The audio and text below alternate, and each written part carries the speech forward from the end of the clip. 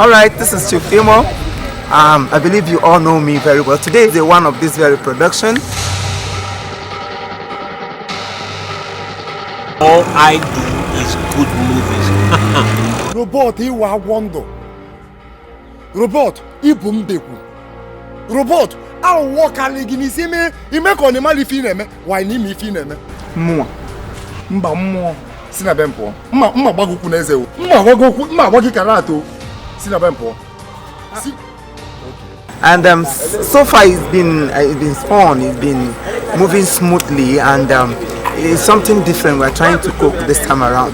So if you've not subscribed to our YouTube, fast and fasten your belt. Go there now and subscribe, so you begin to enjoy all these good comedies we're putting together. Subscribe. Day one.